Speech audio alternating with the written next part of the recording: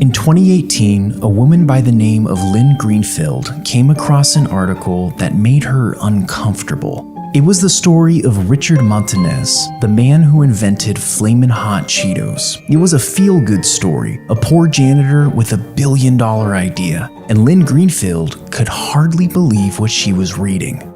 Richard was a hero, and not just because he invented Flamin Hot Cheetos, but because of the inspiration he gave to the millions of people who heard his story. His legacy was a viral sensation, and this made her uncomfortable. You see, Lynn Greenfield isn't just some negative person hating on a good story. She's the real inventor of Flamin Hot Cheetos.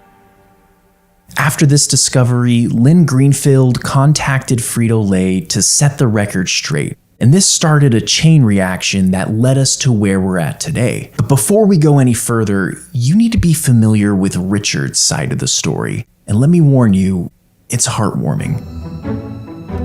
In the 1980s, Richard Montanez was a janitor at a Frito-Lay plant outside of Los Angeles. Roger Enrico was the CEO at the time, and he sent out a company-wide videotape encouraging employees to take more initiative and to act like they were owners. Now, while most employees just brushed this off as corporate fluff, Richard took it seriously. He was at a local grocery store when he found himself studying the Frito-Lay products on the shelves. He noticed they were all plain and lacking real flavor, and that's when the idea hit him. The time had come to do a chip with some heat, some real spice. He snagged some plain Cheetos from the factory, and he and his wife worked to get the perfect mix of spices until he found the ultimate concoction. Richard had created the first Flamin Hot Cheeto in his own kitchen. He jumped on the phone and called the CEO, Roger Enrico. Now, the secretary was a bit confused by a janitor calling for a CEO, but surprisingly, she sent his call through. Enrico loved the idea. He told Richard he'd be at the plant in 2 weeks and asked him to prepare a presentation for the executives. Now, in Richard's own words, he couldn't read or write very well, and he had no formal business knowledge, but that wasn't going to stop him. He went to the local library, studied marketing concepts, and prepared 100 plastic baggies with his Cheeto invention. On the day of the presentation, Richard stepped into the boardroom. Here I was, a janitor, speaking to some of the most highly qualified executives in America. The presentation was going much better than he expected, but just as it was about to end, an executive asked him how much market share his invention could get. Now, Richard had no idea what market share meant, so he spread his arms wide and said, "How much market share?" Richard's invention turned out to be one of the most successful products in Frito-Lay history, making the company billions of dollars. He quickly rose through the ranks, became an executive, and went on to give many public speeches about his story. He has written multiple books and has a feature-length movie coming out about him. And then the internet made Richard a viral sensation, which ultimately led to an article that came across the eyes of Lynn Greenfield. According to Greenfield, the feel-good story about Richard was a lie. She claims that Flamin Hot Cheetos was her project, so she got in touch with the company's legal team and let them know what was happening. This triggered a company investigation which concluded with Frito-Lay making this statement: "None of our records show that Richard was involved in any capacity in the Flamin Hot test market." Now you might be thinking, okay, so he wasn't involved in the test market, but that doesn't mean he didn't come up with the idea, right?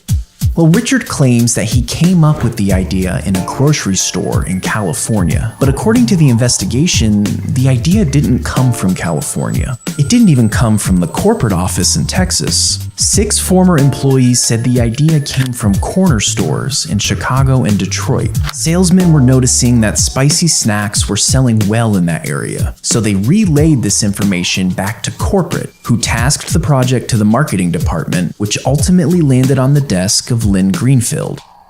But wait a minute.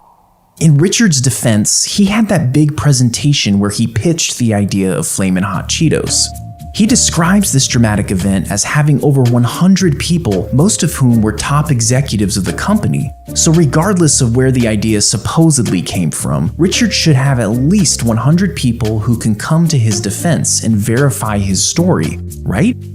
Well, the LA Times tracked down 20 of those executives, and none of them remember this famous presentation. One former project manager was recorded as saying, "If that story existed, believe me, we would have heard about it." Now, for the sake of the argument, let's assume that these 20 individuals just have terrible memories. Maybe this presentation did happen, but Richard exaggerated a little, making it seem more dramatic than it actually was. I mean, the man was writing books and giving speeches. It's understandable that he might fluff this up a little. And besides, Richard still has a very important card up his sleeve: the man who first believed in him. The former CEO, Roger Enrico, is a main character in Richard's story. He's the one who sent out the company-wide videotape that inspired Richard. He was the CEO who accepted the call from the janitor. He was the one who planned the famous presentation, and he's the one who approved the development of Flamin Hot Cheetos. In Richard's latest book, he mentions Roger Enrico by name 60 times. So regardless of these other inconsistencies, Richard has the former CEO as his alibi. But there's just one problem. Roger Enrico wasn't the CEO at the time. His career with Frito-Lay started in early 1991, and this was 6 months after Flamin Hot Cheetos were already developed. Enrico passed away in 2016 without ever mentioning Flamin Hot Cheetos publicly.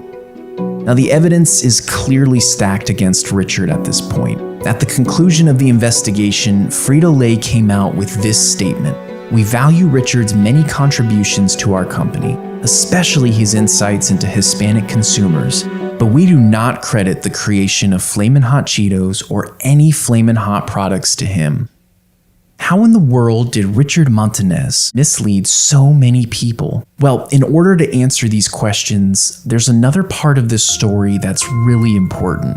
Do you remember when Richard said he called up the CEO, Roger Enrico, to pitch him his idea, and supposedly the secretary actually sent his call through?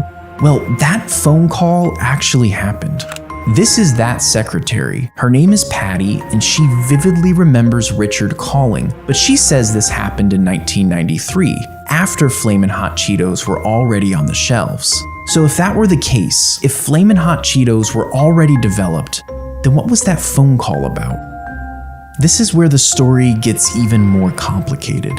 The LA Times found a newspaper article about Richard from the early 90s. This was while he was still a plant worker. And the article said that Richard had developed a new snack that was aimed at the Hispanic market. It goes on to say that he even tested recipes and came up with a marketing strategy. Sounds pretty familiar. Well, the article goes on to tell us the name of the product that Richard developed: Flamin Hot Popcorn. This snack hit shelves in March of 1994 as an extension of Flamin Hot Cheetos.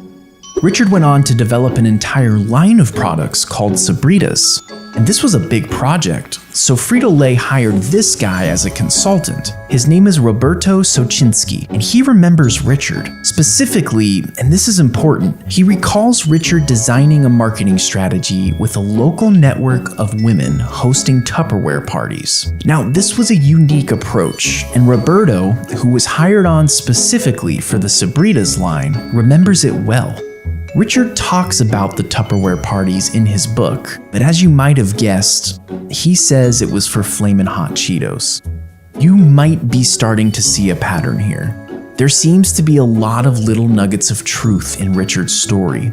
As far as I can tell, there are 3 possible explanations to this whole mess. The first is that Richard lied, and I would guess this happened over the span of a few years, maybe a decade. Richard slowly started to conflate Flamin Hot Cheetos with his own true story with these other products. Flamin Hot Cheetos, Flamin Hot Popcorn, what's the difference? The second possible explanation is that Richard has memory problems. There's an area of study in psychology called the misinformation effect, and it deals with how easily our memories can be influenced over time. Now, I don't want to speculate too much on this, but in my research, it seems like this could easily apply to Richard's situation. Now, the third and last possible explanation is that Richard is telling the truth. When the LA Times article dropped, it caused a PR nightmare for Frito-Lay. A lengthy statement was quickly issued defending Richard, reiterating his importance to the company. And people took this as a win for Richard, saying that the LA Times article was debunked and that Richard was in fact telling the truth. The only problem is that the statement never addressed the real issue. It danced around the only question that actually mattered. Did Richard Montanez invent Flamin Hot Cheetos? Additionally, Frito-Lay never raised any issues with the LA Times article. They never asked for corrections or amendments. But regardless, maybe this entire investigation was rigged against Richard. Maybe he did in fact invent Flamin Hot Cheetos. After all, the man is a genius. I'm a genius.